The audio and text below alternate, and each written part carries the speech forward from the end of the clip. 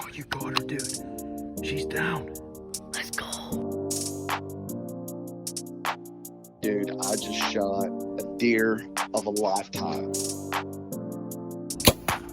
Freaking smoked him. One with nature, and if you're a believer, one with God. Definitely gets your heart pumping. Boy, you are in trouble. Fall Obsession Podcast.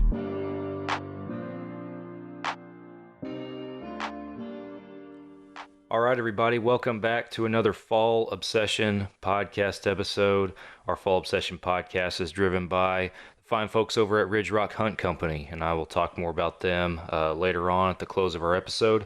I'm Sam, once again, your podcast host, back on here for another Monday morning episode, joined by one of our own field staffers and wife of one of our regional staff coordinators also, Miss Heather Sellon. Heather, welcome back to the podcast. Thank you. I'm excited to be here. Excited to have you back on here. For our listeners who may not have caught the previous episodes or might be wondering, Heather was on the podcast previously with that Midwestern crew that we have out there, kind of through the United States Midwestern region. They went on a snow goose hunt earlier in the year, several staff members together. We kind of debriefed and unpacked that hunt in an awesome and very casual conversation over the course of a couple episodes. It's 97 and 98. If you want to go back and listen to those two episodes, highly recommend it. It's a good group that you and Todd got out there. So always fun to hear the stories and just to get you guys together. Yeah, it was. That was a pretty fun trip to go on. Really, my first hunting trip that I've gone on with my husband. All of the rest of it has been. He goes on a lot of the hunting trips, but I stay home with the kids. It's what works for us. I do the hunting locally or within a short drive. So it was really fun to be able to get away, not have the kids with us, and to hang out with that gang. It's just a absolutely amazing gang to hunt with. Looking forward to getting back with them end of the month to go do some bow fishing down with Delaney down in southern Indiana. So can't wait to get back with our group. Absolutely. Yeah, fun group for sure. We've had bits and pieces of them kind of spread out together on the podcast. I know Tyler and Andy and Delaney recently as well have all come on for individual episodes, and now we're getting you on here. And I don't know how these episodes will fall in our publication schedule, but following this one, we'll have actually Todd on here for one too, getting you guys on kind of one-on-one as well. But kind of the subject matter and some of the stuff we wanted to get into today, we had this hunt, and you alluded to it just now, how it was refreshing and enjoyable for you to be able to get to go do something new in the hunting world, and kind of kid free and enjoy that aspect of it. But I'm pretty open about it. Todd sent me a message kind of talking about how you and he would be interested in maybe getting you on here to kind of talk about some of the challenges in general, but then that you yourself have faced with just kind of juggling a busy schedule, juggling being a mom and raising kids, and yet trying to hunt and actually get something out of hunting and enjoy hunting at the same time. And not something that I think we've ever really touched on with this podcast, because it seems like most of the guests that we have, or the female guests at least, are kid free for the most part. So it's a new avenue for us to explore, and I hope that there's some other hunting moms out there listening to this podcast that can kind of hear your side of it. So kind of just to start, I guess, would be tell us how you got into hunting in the first place. Yeah, so I was not raised in a hunting family whatsoever. It wasn't until I started dating Todd that I started to have a little bit of interest in it. I went out one time with him, and it was an absolutely beautiful fall day. And I he got a doe, and I was hooked at that point. I was like, I want a bow. So for Christmas that year, he got me a bow. Again, this is before we had kids and newlyweds. And so a lot of our vacations were going around. We'd go to some Reinhardt 100s. So those would be our vacations. So we'd maybe catch a baseball game, shoot. Our bows a couple days. We would do a lot of like dates to the local 3D archery courses, and that worked for us. And it was a lot of fun, and it was really a great experience for us, getting to know each other, early in our marriage. So that's really how I got into it. I was not raised with it whatsoever. As life progressed and we had kids, it got a lot more complicated for me. Having the children around puts a whole nother level. I coach 2 sports. I'm a varsity coach. Actually, for a while, I was coaching 2 varsity sports. We have a farm that I really manage, and hunting has been, it kind of got a little tough for a little while. So I'm excited to get back into it. I'm excited to get my girls into it. And I'm excited to talk about what it is to be a mom and to do this, because like you said, there's not a lot out there for moms, and how to balance it and how to juggle it and how to keep life rolling and still do what you need to do. So that's kind of like my little backstory of how I got into it, and COVID definitely got me back into it, and excited to share some of the stories of Todd and I as we kind of traveled this and help. He's been amazing at helping me figure out how to best juggle it and make it so it's enjoyable for me. Yeah, absolutely. Yeah,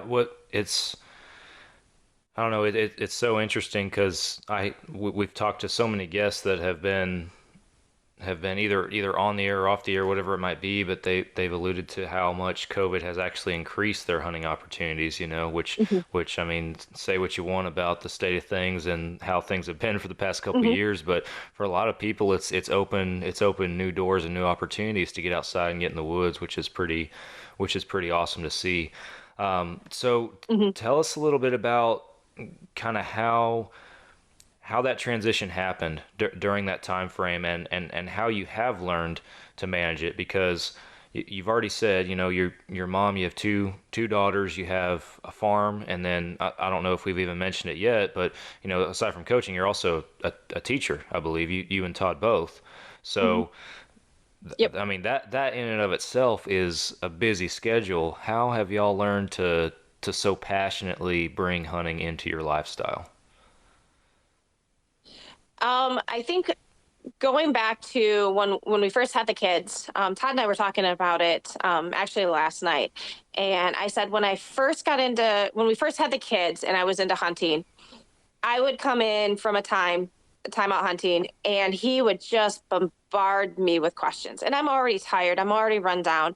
And as a young mom, I took it as, especially because I wasn't bringing home a deer like he was, and I felt like I was failing, even though it was his attempt to try to troubleshoot and try to help me get one. I didn't take it like that. I took it as, I'm doing this wrong, and I'm doing this wrong, and I'm doing this wrong, and I'm doing this wrong. And I pretty much gave it up. Once COVID hit and I got the bow back out, we actually picked up upland bird hunting. We got a bird dog, and I realized how important it was to us, and I realized how it was going to be on my terms this time. And we've had some really great conversations about what that would look like. There's times that he'll look at me and be like, hey, you need to go out into the field. Whether you get one or not, you need to go out. There's other times where I look at him and I say, nope, I can't do it today. I've got too much to do around the house. And he understands that and respects that. But we're also now at the point where our kids are starting to go out with us. And I think that has definitely made a huge change in being able to take the kids out and not be at home watching the two kids, and to be able to bring them out and enjoy and experience the hunting part with us. The other part that we've started to do, which kind of goes into the goose hunt, is we're looking for times, hunting seasons that fall kind of outside our busy times of life. So like the goose hunt falls in between when I'm coaching basketball and when I'm coaching track. And so it's a natural one for me to be able to go into. The pheasant hunting, checker hunting, being able to go and do some of that falls, for the most part, like we have a lot of flexibility of when we can do that. I tend to do more early deer season because of it falls before basketball season, and actually he's out reffing football, so I get to go out a little bit more for that. So we're just really trying to figure out what seasons work for both of us. You know, I'm bummed I want to go on the crane hunt, but I'm still in school, he's off of school, so he gets to go on that one. And it's just figuring out what works for our family, and it doesn't work for everyone else's family. And I think people have to realize that that's okay. Like how you do it and what it looks like. If it works for your family and your kids, go with it. Go with it. Your story does not have to look like everyone else's. Right. Yeah, that's absolutely huge. And you know that, especially with hunting, there's so many personalities, and I don't know the best way to describe it, but I mean, it seems like we talk almost every podcast now about how everything's in the palm of your hand, you know, as far as the hunting world that you can access on your phone and everything. And there's just this persona across the board of what hunting looks like from the outside looking in, and and you're spot on when you say it doesn't have to be like that for everybody, and absolutely not. It's unique to each and every person. I know I'd love to see my wife get out there and hunt more with me, and she's gone on some hunts and stuff, but we have two kids younger than y'all, so it's you know, we're in that window of, you know, where it's more challenging, as you're well aware. So I look forward to the future when you know, we can hopefully kind of break that barrier, and they can start tagging along a little bit more and be a little bit more involved, be more of a family thing. So yeah, it's fun to watch the kids now, when Todd comes back and has gotten one, and I don't even have to help gut the deer anymore. Like they fight over it.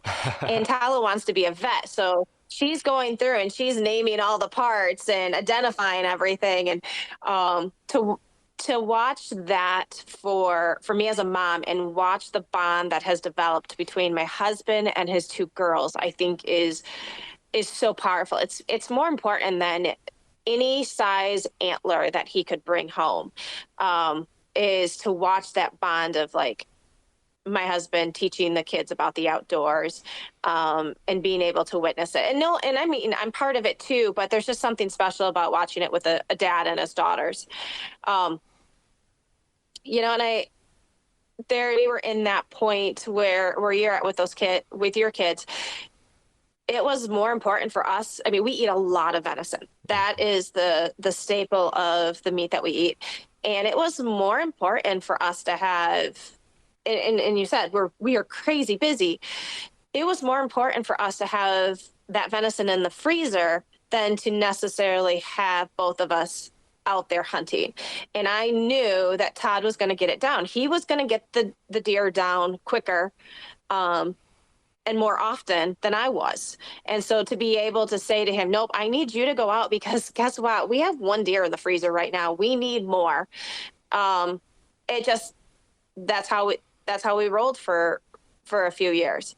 But I am excited for you to be able to get your kids out there as they grow up and get older, and to make those memories. yeah, absolutely. Same here. So as far as so hunting around there and that kind of thing, you mentioned, COVID has been the chance to get back into it. You're working around your teaching schedules. It certainly sounds like there's very little downtime between it all, and then on top of it all, and I'm sure we'll hear more from him in the following episode when I record with him. But Todd doing all the work that he does for us too, is more on top of that. But the y'all are, as you mentioned, you're starting to branch out and even look at some of these hunting opportunities in other locations. The snow goose hunt being one. You mentioned the fishing trip and other stuff that's coming up here pretty soon. We'll just go into that a little bit more.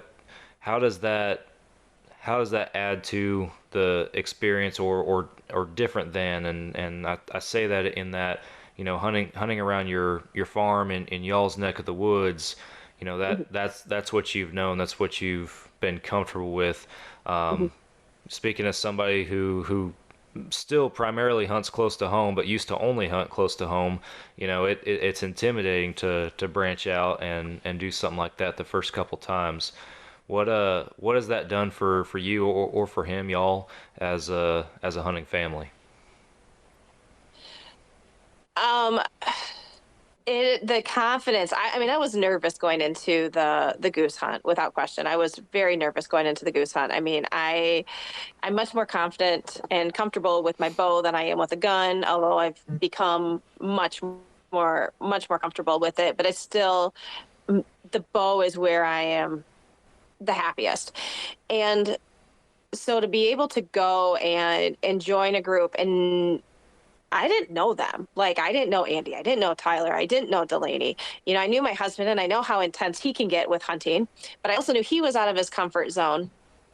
So for me to go out and just to meet so many other people and to realize that there are a lot of people out there just like us, trying to fit it in, trying to make it work, not having a ton of extra money to do it, but to make it exciting for us. I think that has been for me the most exciting and refreshing part of it. And every time I go out, I'm just meeting new people and making that network even bigger. And Todd's pretty fearless when it comes to that. So I think the networking part and just making that hunting, making my hunting family bigger. Todd's always had a pretty significant one, but to make that bigger, make it besides just him for me, I think has been really, really important. Because like you said, all my hunting is same as you've been, very, very local. So to be able to branch out, there's definitely, I'm usually a pretty confident person, but to branch out outside of my comfort zone has been good for me. Yeah, absolutely. No, it's good for everybody, and I'm the first one to be reluctant to change and reluctant to branch out like that, but sometimes it's necessary. I think even the last time I had him on the podcast, Drew even mentioned that I was hesitant to start the podcast a couple years ago, and here we are 110 plus episodes in, whatever it might be. But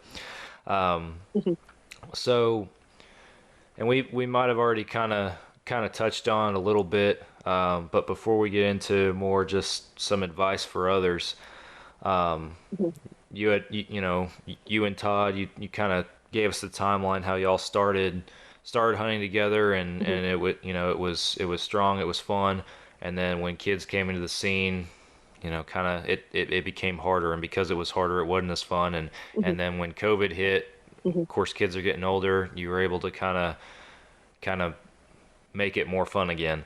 What made it more fun? How is it more fun now? What was, and again, I know we've kind of already touched on this a little bit, but in your mind, what was the moment that you decided, hey, I'm going to give this another shot?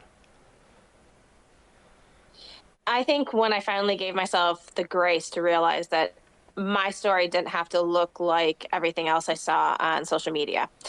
For me, it's not about bringing home a big buck. Like, if I do, great, but I'm not that's not going to be consuming of me. I'm not to not get caught up in I need to have so many likes or so many follows, that I can just create a story that's uniquely ours. And honestly, I don't think it's even that unique to a lot of the moms that are out there. It's I'm not, I don't. Yes, a big buck is awesome, and yes, a big buck is going to get a lot of likes, and especially when it's a really pretty girl that's got that big buck, it's going to be all over. But for me, it's we've got to get food on the table. We've got to teach my kids how to be outdoors women. We need to teach them how to safely handle firearms and how to shoot bows. So I think for me, when I realized that it was completely okay to not have to look like everyone else, to not have to go out and just chase those big bucks. I mean, yes, of course, I want one, but to enjoy the journey and just to let myself enjoy the journey. I was thinking about this. I've coached basketball for, oh gosh, 14, 15 years now, and track for almost 20 years now. And I've had the privilege to win a lot of trophies with sports, as both as an athlete and as a coach. And we tell the kids all the time, like, it's the journey. Yes, it's exciting to bring that trophy home, but it's the journey to get that trophy that's so exciting. And one of my favorite hunting stories, I never even shot a gun or shot a bow. And it was Todd got a really nice deer off of our property, probably our last really nice buck off our property several years ago. And it was our first opportunity it was a new food plot, and we brought the tree stand out, and he was going to put it in one tree. And I looked at him, I said, nope, I want it in this tree. And I don't know why, other than it's on the property that I grew up on. So I'm pretty familiar with where the deer go. And he's like, okay, let's put it there. And it was the first time that he had let me choose the stand, or the tree that we're going to put the stand in. And I went over to take care of the horses probably within the next like 2 to 3 days. And there was this buck, and it literally froze me. I saw it and I didn't move, ran back, got my camera, and because I didn't have binoculars with me, was able to see him, kind of see where he was traveling, where he was going. And then that was, I want to say, like on a Tuesday, Wednesday, Saturday morning. So Friday night, Todd was like, hey, one of us needs to go out Saturday morning into that stand. The wind's going to be right. And I said, go put him down. And it was 15, 20 minutes after daylight that he was able to get that buck down. And it was so much fun for us. Like, he really did the food plot.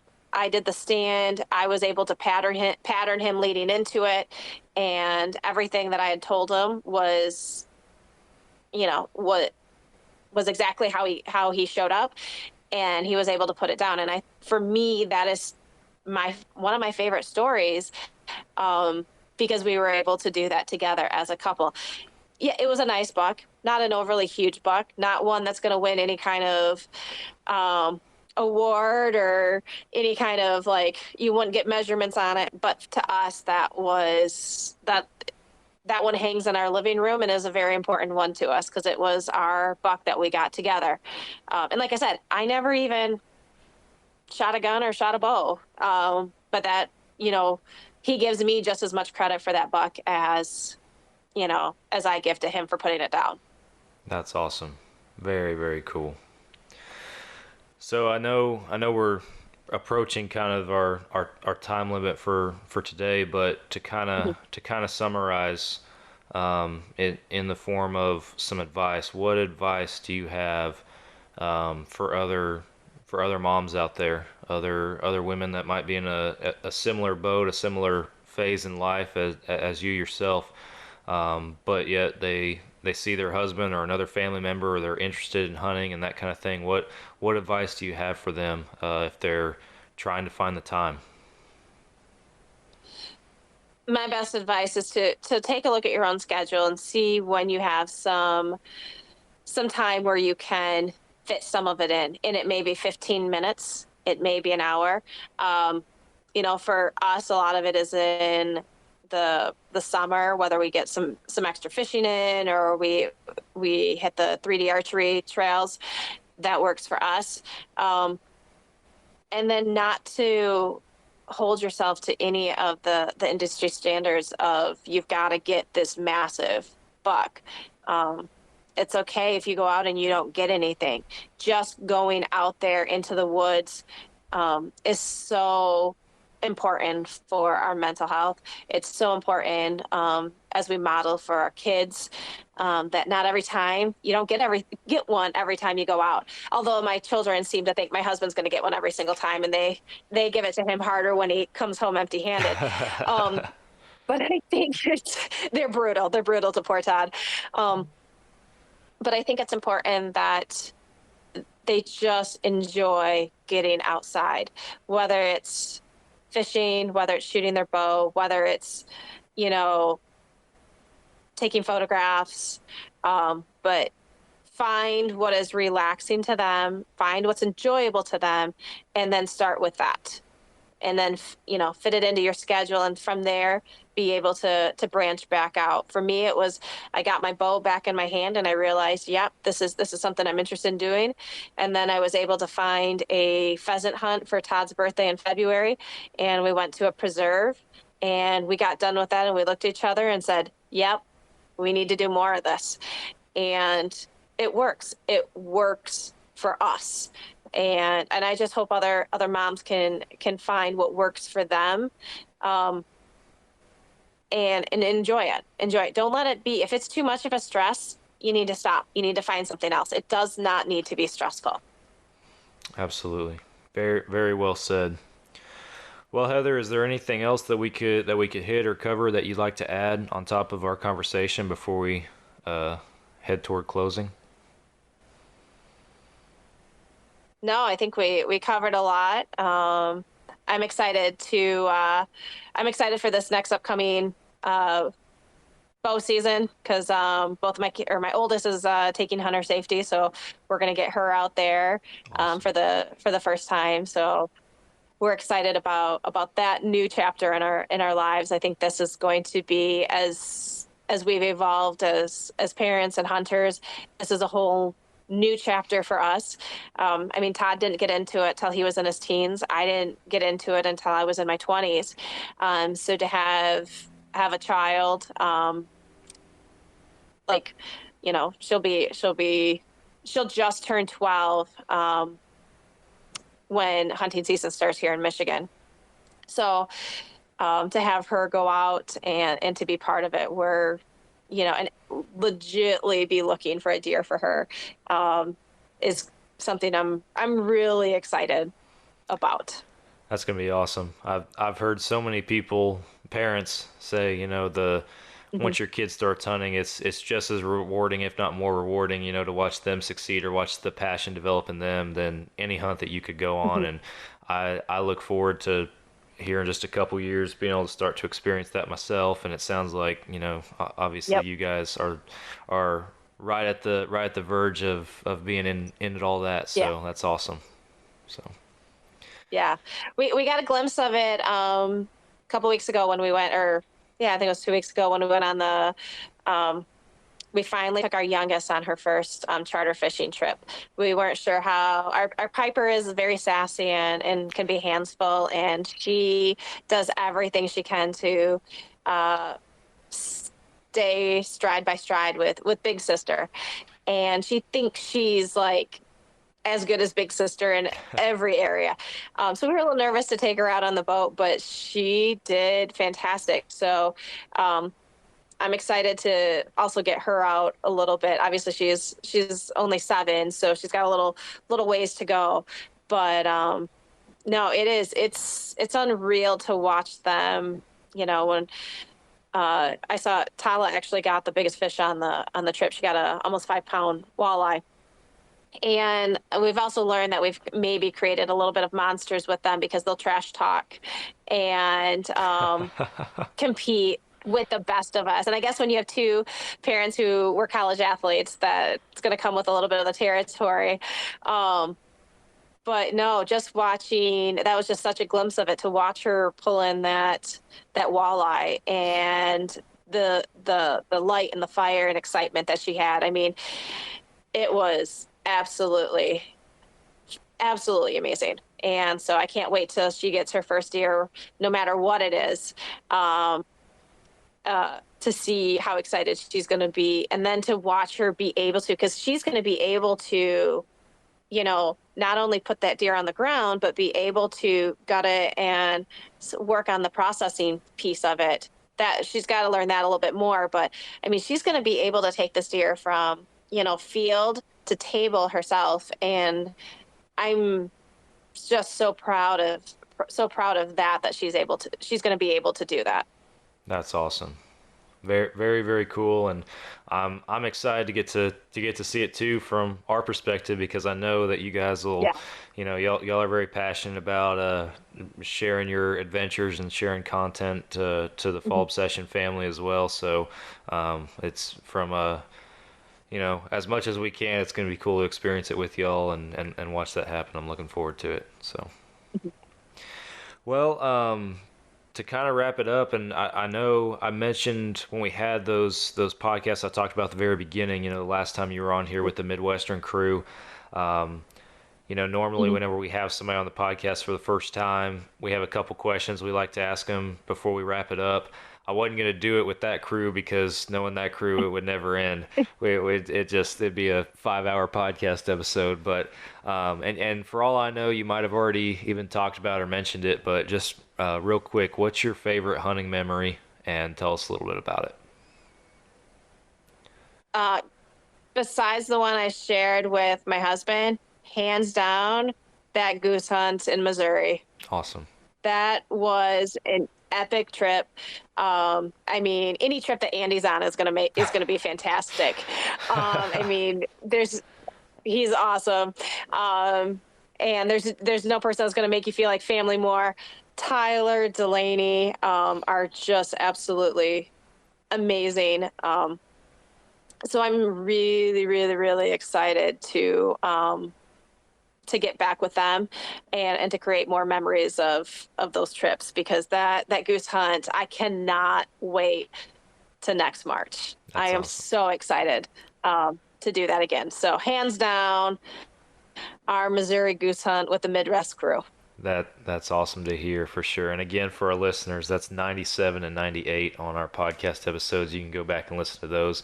I agree. Any time that you get to spend with Andy Meeks is a hoot and a holler.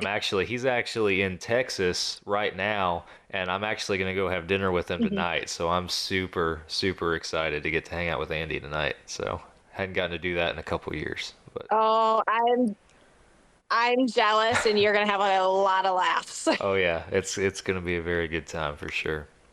All right, last question I'll ask you, because you're branching out, going on more, looking for these opportunities. You guys that line up with your schedules that are kind of outside those comfort zones. What's at the top of the bucket list as far as something that you want to do that you haven't gotten to do yet in the hunting world? Oh gosh. I would love to go on a caribou hunt. Yes. That would be, I mean, ideally, that is what I want to do. I feel like I'll probably, moose and elk are up there as well, but to do a caribou would be just the absolute pinnacle. Yeah. Of hunting for me. Todd's tried to get me on bear hunts. Not quite ready for that. But to get a caribou, yes, that without question, that was my top choice. That's awesome. If any of our listeners have been a long time listener, I'm sure you've heard me say by now that that's that's top of my list for sure is a caribou hunt. So I don't know, maybe we just got to have a fall obsession trip to go caribou hunting. Just a bunch of people spend a bunch of money all at once and get it over with. Yes, and we got to make sure Andy can go too. Yep. If even if he doesn't have a tag, I'll bring Andy just for entertainment, just to keep us motivated. So. Yes, please. Well, Heather, it's been good to sit down and get you on here and talk to you a little bit about this stuff. I enjoyed the conversation. I'm sure it won't be long again before we have you and or Todd, the whole crew, whatever it might be, back on here. So I'm sure you guys will be regulars on the podcast moving forward. So appreciate you coming on. It's been awesome talking to you. Thanks for having me. I appreciate it. You bet. For our listeners, real quick as we close, fallobsession.com is our website. That's where you guys can go to find all of our content. We cover hundreds of different topics in different forms in the hunting world. Wild game recipes, educational articles, video series, other forms of media. You can find them all on our website as well as our online store. Pick you up some apparel. We are trying to combat the rising costs in today's world and giving you guys a $10 deal of the week. We pick a different apparel item every week to mark down to $10 and sell it to you guys at that discounted price. So head on over to fallobsession.com, explore around, pick you up a hat or a t-shirt. All the major social media platforms, Facebook, Instagram, Twitter, we're on there. Go look up Fall Obsession, give us a follow and a like. We're also on the Go Wild app, which is a censorship-free app for hunters and outdoorsmen. We recommend you guys getting on there. It's free, and they got a pretty cool reward system going on there. Our podcast is on all major podcast platforms. Be sure you follow and subscribe wherever you might be listening. We're also on the Waypoint TV app, which is a streaming service for hunting shows and podcasts and stuff. So be sure you go check out Waypoint. We're also on YouTube. Our YouTube channel is Fall Obsession. Go follow, subscribe, turn on your notifications. We got some cool videos in the works, including our season 2 of our Texas Dirt series. So looking forward to sharing that with you guys. Be sure you follow and subscribe. Last but not least, Ridge Rock Hunt Company, Derek and Lacey out there in Mississippi. They're very good friends of ours that we've gotten to know, just some good down-to-earth people over the past couple years. They book hunts. They are kind of a third-party booking service for outfitters across the entire United States and North America, Canada, Mexico, all sorts of different places. So be sure that you guys, if you're looking for a hunting adventure, you want to get outside that comfort zone like we talked about today, give Derek a call. He might be able to help find something for you that works within your budget, and all of his outfitters are vetted and trusted by him personally, so he guarantees a good experience. That's Ridge Rock Hunt Company. Go check them out on their website and on social media. Heather, thank you again. Enjoyed it. Thank you. All right, guys. Thank y'all for listening, and we'll be back again next week with Todd, actually, Heather's husband, for another Fall Obsession podcast episode. We will catch you then.